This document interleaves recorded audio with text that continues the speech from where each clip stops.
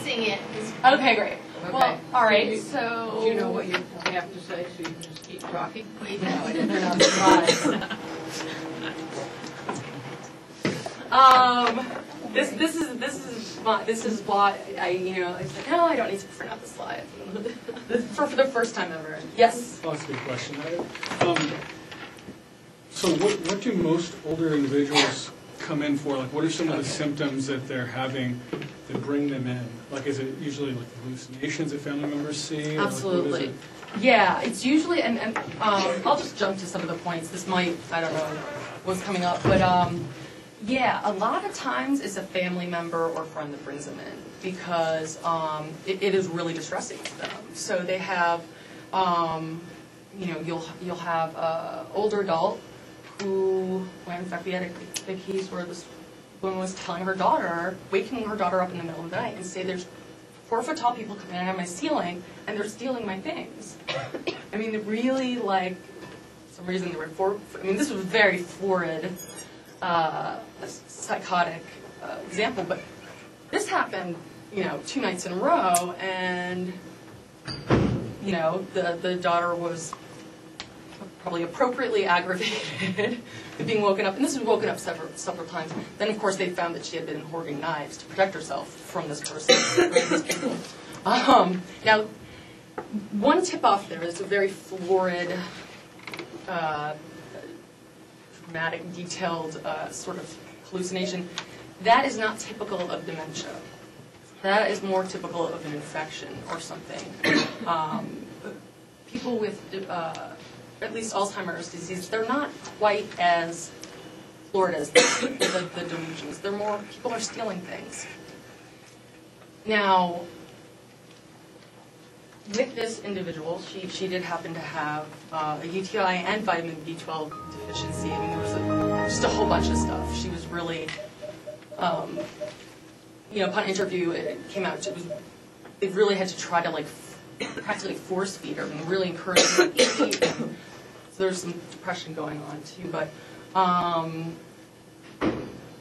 what was interesting was after the infection was resolved and the deficiency was taken care of, vitamin B12 deficiency was taken care of, she went from this, people are coming through my ceiling and stealing my things, to, I think my caretaker is stealing my pajamas.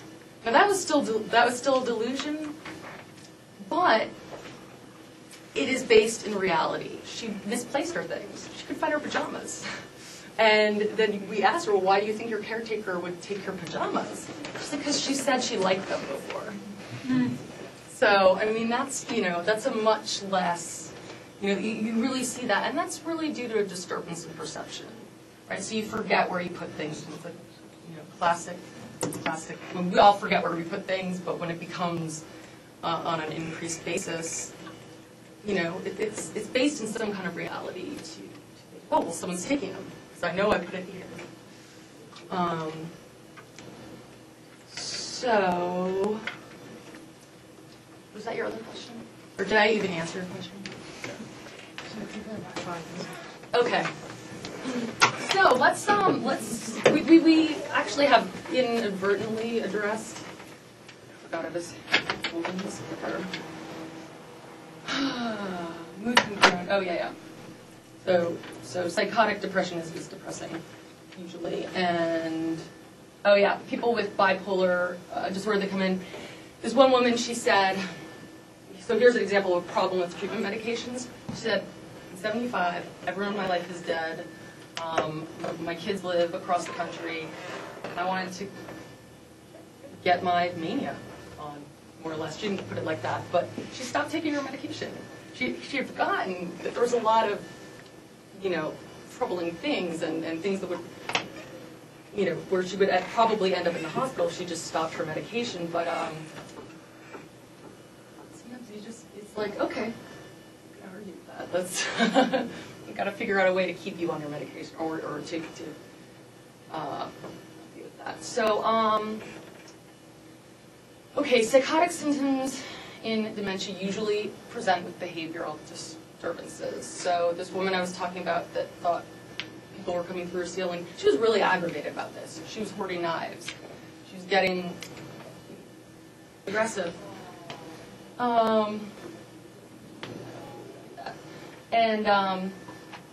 So agitation is probably the most common followed by aggression. And that's why a lot of people will come in, because, you know, if they're really, these behavioral disturbances are really upsetting and make it harder for them to be taken care of by a caretaker. So it needs attention. You know, I don't know about this figure right here, psychosis present in 50% of people. I've read it in several publications, so I put it up there. That seems a bit high. I would feel more comfortable saying psychotic symptoms are present, so delusions, someone's stealing from me. More often simple, so not florid, like more like my caregiver's stealing my pajamas. It's important to differentiate misperceptions from true psychotic symptoms. Okay, so just a misperception. You know, someone took my things. It's a bit of a misperception. It's not really full-on true psychotic. So, just vascular dementia, psychotic symptoms are evident. There's so much overlap with vascular dementia and AD that I don't want to go into that too much. Dementia with Lewy bodies is interesting because 90% of the people, or it's estimated, 90% of people have early symptoms that involve visual hallucinations. And there's a real fluctuation in cognition and attention. We had one person who was yelling at a pile of laundry that she really, really thought was her son. And she answered the phone instead of, the shoe instead of the phone, and she was trying to play fetch with the trash can in her kitchen because she thought it was her dog. So there's a real, but it wasn't like a stroke, and you know, it wasn't like, oh, I always mistake the trash can for my dog. It's like, no, right? My son looks like a pile of laundry. She was like, you know, second later, completely aware she was yelling at a pile of laundry, which was very distressing. Now you come in and say that, and someone gives you an antipsychotic. If you have dementia with Lewy bodies, not good at all. And this is really one of those cases where you need to be careful because it's worsened. The symptoms are much worsened, or worsened by antipsychotic medications. So you also have in Parkinson's disease really upsetting visual hallucinations sometimes, not always, but sometimes.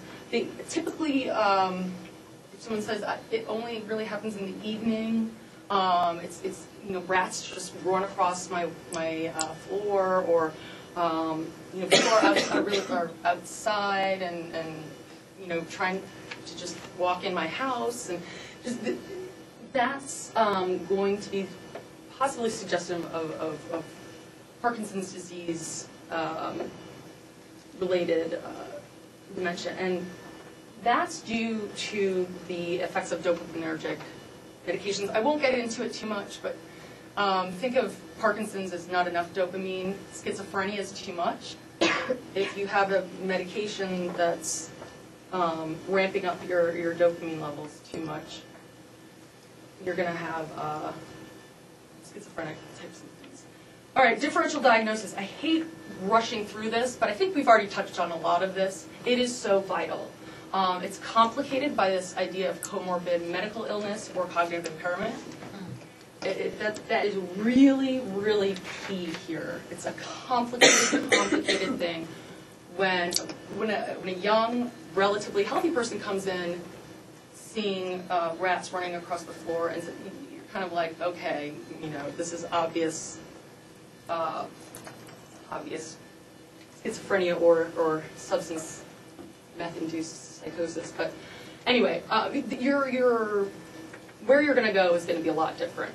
So you need a thorough medical assessment. Right away, you do blood work, you do urinalysis to look for those kind of problems. Yeah, we already said this. So people are going to be brought in. These people are vital to interview. You're not always going to get the most reliable report with someone who's psychotic. So talk to the family members. They're the ones that are